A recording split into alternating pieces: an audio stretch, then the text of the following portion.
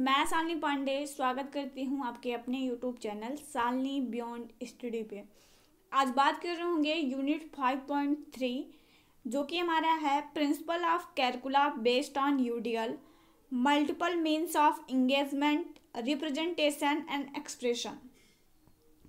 तो इसी के बारे में आज के टॉपिक में हम बात कर रहे होंगे। इसके पहले जस्ट 5.2 के वीडियो में हमने नीड ऑफ यूडीएल जो है वो डिस्कस किया हुआ था।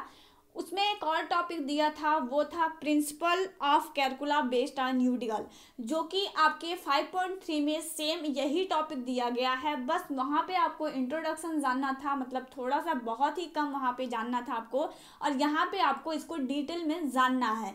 तो उस टॉपिक को हम इसी में इंक्लूड करके पढ़ेंगे। पार्ट 1 में मैंने आपको नीड्स ऑफ कैलकुला जो है बेस्ड ऑन यूडीएल के बारे में आपको बता दिया था। यहाँ पे हम बात पढ़ेंगे क्या सिद्धांत हैं, यूडीएल पर आधारित पाठ्यक्रम के क्या सिद्धांत हैं, उन सिद्धांतों को यहाँ पे हम समझेंगे। हिंदी में भी देख लेंगे अपने सिलेबस को। तो हमारा सिलेबस है सीखने के सार्वभौमिक मॉडल पर आधारित पाठ्यक्रम के सिद्धांत, जिसमें हमें बहुसाधन संलिप्तता जो कि इसी का एक प्रकार है, मतलब ये आपका एक सिद्धांत ही है। तो ये 3 सिद्धांत हैं, इन तीनों सिद्धांतों को हमें पढ़ना है। उसके बाद है बहुसाधन अभिव्यक्ति और बहुसाधन प्रस्तुति। तो ये चीज़ें हैं, एक करके हम इसको डिस्कस करेंगे। सबसे पहले जान लेते हैं यूडीएल क्या है। 5.2 में भी हमने जाना था यूडीएल क्या होता है। यहाँ पर हम बस थोड़ा सा अपना रिवीजन करेंगे कि यूडीएल क्या होता है। तो यूडीएल क्या है? यूडीएल सीखने की एक सार्वभौमिक डिज़ाइन है जिसके माध्यम से प्रत्येक पाठ में यह समाहित होता है कि क्या सीखा जा रहा है, मतलब क्या सीखा जा रहा है और क्यों सीखा जा रहा है और कैसे सीखा जा रहा है। 3 का जवाब हर एक पाठ में निहित होता है। यूडीएल का जो कैलकुलम होता है उसमें ये 3 चीज़ें इंक्लूड होती हैं कि कोई चीज़ हम क्यों सीख रहे हैं, उसका इम्पोर्टेंस क्या है, हम उस चीज़ को कैसे सीखेंगे, ये सारी चीज़ें, उसको सीखने की क्या व्यवस्था है, ये सारी चीज़ें हम वहाँ पे देखते हैं। यह एक ऐसी डिज़ाइन है जो समान तथा विशिष्ट आवश्यकता वाले, मतलब एक साथ सभी प्रकार के बच्चों के लिए शिक्षण सामग्री और शिक्षण विधियों का लाभ यूडीएल जो कैलकुलम्स होता है उसमें वो प्राप्त कर सकते हैं। जो आपका यूडीएल है, मतलब यूनिवर्सल डिज़ाइन फॉर लर्निंग, जिसे आप सीखने के लिए सार्वभौमिक मॉडल कहते हैं, वो समावेशी पर आधारित एक ऐसा मॉडल्स होता है जिसमें सभी प्रकार की बच्चों की आवश्यकताओं को ध्यान में रख करके बनाया गया है, जिसमें हर एक प्रकार का बच्चा, चाहे वो सामान्य हो चाहे वो विशिष्ट हो, सभी प्रकार के बच्चों के लिए यहाँ पे सुविधाएं रहती है। देखिए, यूनिवर्सल का मतलब होता है कि एक ऐसी चीज़ जिसको हर कोई बिना किसी बाधा के उपयोग कर सके। तो ये यूनिवर्सल डिज़ाइन फॉर लर्निंग भी ऐसा है कि जो पाठ्यक्रम इसमें बनाया जाता है तो वो इस तरीके से उसका डिज़ाइन किया जाता है कि वो हर एक प्रकार की बच्चे की नीड को फुलफिल कर पाएगा। इसके बाद समझेंगे principle of calcula based on UDL के बारे में, ये क्या होता है। तो इसके 3 सिद्धांत हैं।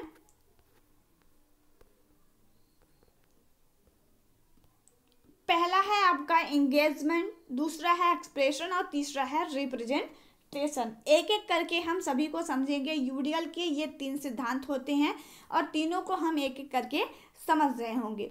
सबसे पहले समझेंगे एंगेजमेंट, जो कि आपका होता है सीखने के लिए वैकल्पिक विधियों का प्रयोग। इसके अंदर क्या होता है कि किसी भी चीज़ को क्यों सीखा जा रहा है, उसका क्या लाभ हो सकता है, इन सब बातों को समाहित किया जाता है।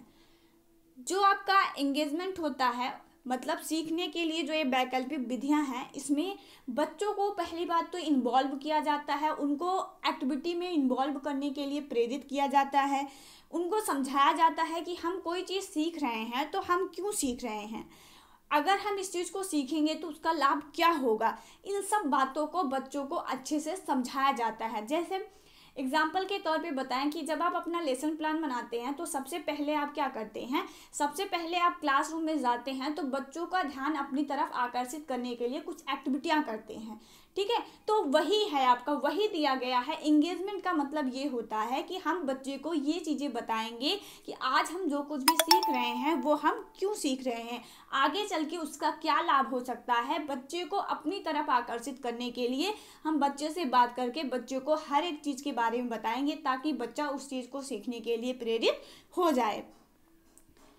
उसके बाद है उद्देश्य पूर्ण प्रेरित शिक्षार्थियों के लिए सीखने के लिए रुचि और प्रेरणा को प्रोत्साहित करना।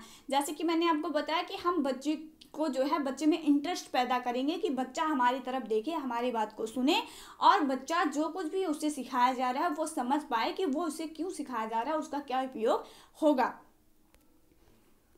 उसके बाद है सहयोग और संचार को बढ़ावा देना। हम बच्चे के साथ एक फ्रेंडली व्यवहार करेंगे ताकि बच्चा भी अपना सहयोग दे, मतलब बच्चा भी हमारे साथ इन्वॉल्व होके हमसे बातें करे और बच्चे का कम्युनिकेशन स्किल जो है वो बेहतर बने। बच्चा हमसे बात करते वक्त बिल्कुल भी हिचकिचाहट ना महसूस करे, इस तरीके का एक इन्वायरमेंट हम वहाँ पे क्रिएट करेंगे। बच्चे के लिए सम्मानजनक बातचीत सुनिश्चित करें। सम्मानजनक बातचीत का मतलब ये है कि हम बच्चे की लैंग्वेज को जो है वो अप्रिसिएट करेंगे। बच्चा जिस भी लैंग्वेज में हमसे बात कर रहा है, बच्चे की लैंग्वेज को हमें ये नहीं कहना है कि आप हम जिस लैंग्वेज में बात कर रहे हैं आप उसी लैंग्वेज में बात करिए, ऐसा नहीं है। जो बहुभाषिता है, मतलब क्लासरूम में अलग अलग बच्चे अगर अलग अलग बैकग्राउंड से हैं, अलग अलग प्रकार की भाषाओं का इस्तेमाल वो कर रहे हैं अपनी अभिव्यक्ति में, तो हमें उनकी भाषा का सम्मान करना है, हमें उनको डिसमोटिवेट नहीं करना है। आत्म मूल्यांकन और प्रतिबिंब विकसित करेंगे, मतलब बच्चा जान पाए कि वो क्या नहीं जानता है, मतलब बच्चा अपना सेल्फ इवेल्युएशन कर सके, इसके लिए भी हम बच्चे को प्रेरित करेंगे। और बच्चे को एक्टिविटी में शामिल करने के लिए भी प्रेरित किया जाएगा, मतलब हम जो कुछ भी बच्चे को सिखा रहे हैं बच्चा उसकी तरफ इंटरेस्ट ले और उस एक्टिविटी में खुद को शामिल कर पाए, इसके लिए बच्चे को प्रेरित किया जाता है एंगेजमेंट फर्स्ट जो आपका प्रिंसिपल्स है उसके अंतर्गत। देखेंगे examples of the classroom multiple means of engagement. जैसे देखिए इसमें क्या है कि कुछ बच्चे ब्लैक बोर्ड पर लिख रहे हैं, कुछ यहाँ पे लिख रहे हैं, तो मतलब अलग अलग एक्टिविटियों में क्या होता है कि बच्चे को अलग अलग एक्टिविटियों में शामिल करवाया जाएगा ताकि बच्चा उस एक्टिविटी में रुचि ले। बच्चा जैसे भी सीख सकता है, उसको सीखने के लिए बच्चे के अंदर इंटरेस्ट पैदा करके उसको सीखने के लिए प्रेरित किया जाता है पहले सिद्धांत में। दूसरा है एक्सप्रेशन, मतलब व्यक्त करने के लिए वैकल्पिक तरीके। यहाँ पे क्या है, यहाँ पे क्या होता है कि जैसे हम बच्चे को ये सिखाते हैं कि वो अपनी बात को हमारे सामने रखे। छात्र जो कुछ भी जानते हैं उसे व्यक्त करने के लिए प्रेरित करना। आप जब अपना लेसन प्लान बनाते हैं तो पहला हमारा काम होता है कि बच्चे को प्रेरित करना, मतलब बच्चे के अंदर इंटरेस्ट पैदा करना कि वो हमारी बात को सुने, ध्यान दे हमारी बातों पर। दूसरा हमारा उद्देश्य होता है कि बच्चे से पूछना कि वो क्या जानता है। बच्चा जो जानता है उसी से जोड़ करके हम क्या करेंगे, उसको नया ज्ञान जो हम उसको देना चाहते हैं वो चीज़ें हम उसको देते हैं। तो जो आपका सेकंड है, जो सेकंड प्रिंसिपल है वो भी यही कहता है, वो कहता है कि हम बच्चे को व्यक्त करने के लिए अलग अलग तरीके बच्चे के सामने रखेंगे ताकि बच्चा बिना किसी भी हिचकिचाहट के अपनी बात को हमारे तक रख पाए, ताकि हम जान पाएँ कि बच्चा क्या जानता है और कहाँ से हमें बच्चे को सिखाना है। इस सिद्धांत के अंतर्गत सभी बच्चों को दृष्टिगत रखते हुए यह विचार किया जाता है कि किस विषय वस्तु को, किस शिक्षण विधि को किसके लिए प्रस्तुत करना है। इसमें ये देखा जाता है कि पहले तो हम ये जानने की कोशिश करते हैं कि बच्चा क्या जानता है, और बच्चा जो कुछ भी जानता है उसके आधार पर हम निश्चित करेंगे कि हम बच्चे के लिए कौन सी विषय वस्तु को, हम बच्चे के लिए किस टॉपिक को, किस शिक्षण विधि का प्रयोग करके कौन से बच्चे के लिए उपयोग कर सकते हैं जो कि उस बच्चे को अच्छे ढंग से कॉन्सेप्ट समझ में आएगा। ये सारी चीज़ें हम सेकंड प्रिंसिपल के अंतर्गत करते हैं। पृष्ठभूमि ज्ञान को सक्रिय आपूर्ति करें। पृष्ठभूमि ज्ञान का मतलब है कि बच्चे अलग अलग बैकग्राउंड से हैं, तो सभी प्रकार की बच्चे के बैकग्राउंड को ध्यान में रख करके ही हम जो शिक्षण विधियां हैं उसको अपनाएंगे।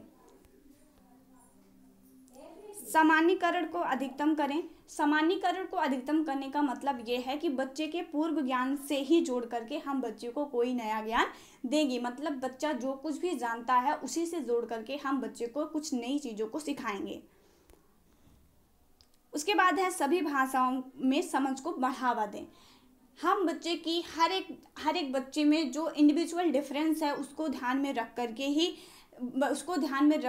हम अपनी शिक्षण विधियों का चुनाव करेंगे। और हर एक बच्चा जिस भी भाषा में व्यक्त कर रहा है हम उस भाषा को समझेंगे और बच्चों को भी कहेंगे कि वो अपने आसपास रहे बच्चों की भाषाओं को समझे। थर्ड है आपका रिप्रेजेंटेशन, जिसे कहते हैं प्रस्तुति के लिए अनेक साधन।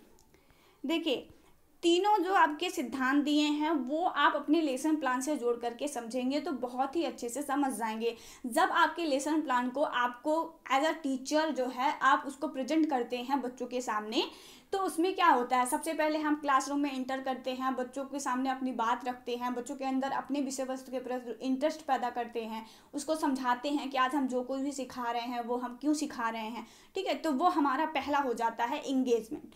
ठीक है, दूसरा हमारा क्या आता है, दूसरा हम क्या करते हैं उसको एक्सप्रेशन करते हैं। मतलब कि हम जो भी बच्चे हैं क्लासरूम में उन सब बच्चों को जानने का प्रयास करते हैं कि बच्चे क्या जानते हैं, बच्चे का लेवल क्या है, और बच्चे की लेवल के हिसाब से ही हम तय करते हैं कि हम कौन सी शिक्षण विधि का इस्तेमाल करेंगे। तो ये सारी जो चीज़ें आपकी आती हैं कि हम बच्चे को समझने का प्रयास करते हैं, बच्चे का पूर्व ज्ञान जानने का प्रयास करते हैं, अपनी शिक्षण विधि का चुनाव करते हैं, तो ये सारी चीज़ें जो हमारी हैं वो हमारा सेकंड प्रिंसिपल है उसमें आ जाता है। थर्ड प्रिंसिपल हमारा है रिप्रेजेंटेशन, वो है प्रस्तुत करने के लिए अनेक साधन। इसमें क्या होता है, इसमें यह विचार किया जाता है कि कैसे प्रस्तुत करना है। हमने शिक्षण विधि का चुनाव कर लिया, बच्चों के पूर्व ज्ञान को देख लिया है, बच्चों के अंदर रुचि भी है सीखने की, तो अब हमारा काम होता है कि हमें ये करना है कि हम उसको कैसे रिप्रेजेंट करेंगे, बच्चों के सामने हम अपने टॉपिक को किस तरह से प्रेजेंट कर रहे हैं, ये चीज़ें आपकी तीसरे सिद्धांत में आती है। देखिए, हर एक बच्चा अलग अलग है, उसकी सीखने का लेवल जो है वो भी अलग अलग है, तो हर एक बच्चे की नीड के अकॉर्डिंग कोई बेहतरीन शिक्षण विधि का उपयोग करके हम बच्चों के सामने अपनी बात को रखते हैं। संचार के लिए एकाधिक मीडिया का प्रयोग, हम बच्चों तक अपनी बात पहुंचाने के लिए एक से अधिक मीडिया का इस्तेमाल करते हैं। जैसे हम बच्चों से ओरली भी बात कर सकते हैं, जैसे अगर कोई ऐसा बच्चा है जो हेयरिंग इम्पेयरमेंट है, ठीक है, तो उसके लिए साइन लैंग्वेज का इस्तेमाल करना, कोई ऐसा बच्चा है जो विजुअल इम्पेयरमेंट है उसके लिए ओरल बोल करके उसको समझाना। ठीक है, तो अब ऐसे ही हम बच्चों की नीड के अकॉर्डिंग जो है अलग अलग प्रकार के संचार के अलग अलग साधन का इस्तेमाल करते हैं। उसके बाद है सहायक शिक्षण सामग्रियों को एकत्रित करना, एकीकृत करना, मतलब तरह तरह की शिक्षण सामग्रियों को जोड़ करके अनेक प्रकार की शिक्षण सामग्रियों के माध्यम से हम अपनी बात को बच्चों तक पहुंचाने का प्रयास करते हैं। शारीरिक क्रिया के लिए विकल्प, मतलब बच्चों के लिए जो फिजिकल एक्टिविटियां हैं, तरह तरह की फिजिकल एक्टिविटी को शामिल करके हम बच्चों तक हम जो भी हमारा कॉन्सेप्ट है, जो भी हम सिखाना चाहते हैं वो हम बच्चों तक प्रेजेंट करते हैं। लेकिन ये सारी चीज़ें जो कुछ भी होंगी वो बच्चे की नीड के अकॉर्डिंग होंगी। ऐसा नहीं है कि हम कोई भी शिक्षण विधि जो हमको ठीक लगता है, जो हमारी समझ में अच्छी है, मतलब कि ऐसा नहीं है कि हम बच्चे की नीड को बिना ध्यान में रख के कोई भी शिक्षण विधि का प्रयोग करेंगे। हमें हमेशा बच्चों की नीड को ध्यान में रख करके ही शिक्षण विधि का प्रयोग करना है। तो इसमें यही होता है कि हम बच्चे की नीड के अकॉर्डिंग जैसे भी बच्चा समझ सकता है, ओरल समझ सकता है तो ओरल, वीडियो के माध्यम से समझ सकता है तो वीडियो के माध्यम से, कोई भी आप साधन अपनाइए, कोई भी तरीका अपनाइए, बस कॉन्सेप्ट यही है कि हमें अपना कॉन्सेप्ट जो कुछ भी हमें बच्चों को सिखाना है वो बच्चे बहुत ही अच्छे ढंग से सीख सकें। शिक्षार्थियों के लिए जानकारी और साधन सामग्री को अलग अलग तरीके से पेश करते हैं। इसमें हम बच्चों के लिए अलग अलग तरीके का इस्तेमाल करते हैं ताकि अपनी बात को हम बच्चों तक रख सकें। अलग अलग तरीके से बच्चे के अनुसार अधिगम कराना, हमें बच्चे के अनुसार अधिगम कराना है, मतलब चाइल्ड सेंटर लर्निंग हमें बच्चों को देनी है, ना कि टीचर सेंटर्ड। आपके अकॉर्डिंग जो आपको ठीक लगता है वो नहीं करना है, जो बच्चे के अकॉर्डिंग अच्छा है, जिससे बच्चा अच्छे ढंग से कॉन्सेप्ट को समझ सकता है, वो चीज़ें यहाँ पे अपनानी चाहिए। तो ये था आपका, जैसे वो ओरल समझ सकता है ओरल लेक्चर के माध्यम से, तो वो अपना ये वीडियो के माध्यम से समझ सकता है तो वीडियो के माध्यम से, अगर वो ई बुक के माध्यम समझ सकता है तो उसके माध्यम से, कोई भी तरीका हो, बस हम जो कुछ भी रिप्रेजेंट कर रहे हैं, मतलब बच्चों के सामने हम जो कुछ भी कॉन्सेप्ट रख रहे हैं वो कॉन्सेप्ट बच्चे को अच्छे ढंग से समझ में आ जाना चाहिए। तो ये था यूडीएल पर आधारित पाठ्यक्रम के 3 सिद्धांत, और ये 3 ही सिद्धांत जो कि आपके एग्जाम के लिए बहुत ही ज़्यादा इंपॉर्टेंट होंगे, तो आप सभी लोग इसको अच्छे से करके जाइएगा। इस टॉपिक में आपका 5.2 एंड 5.3 तीनों ही इंक्लूड है, तो इस वीडियो को आप बिल्कुल स्किप नहीं करेंगे और अच्छे से अपना कॉन्सेप्ट क्लियर करेंगे। अगर वीडियो पसंद आए तो please like share and subscribe आप कर दीजिएगा, और इसका सेम पीडीएफ जो है आपको टेलीग्राम चैनल पर मिल जाएगा। डिस्क्रिप्शन में पड़े लिंक की सहायता से आप टेलीग्राम ज्वाइन कर सकते हैं, और वहाँ पे आपको DEd, SC, SI, VI, ID सभी के फ्री नोट्स अवेलेबल हैं। तो आप लोग ज़रूर एक बार टेलीग्राम को ज्वाइन ज़रूर कर लीजिएगा।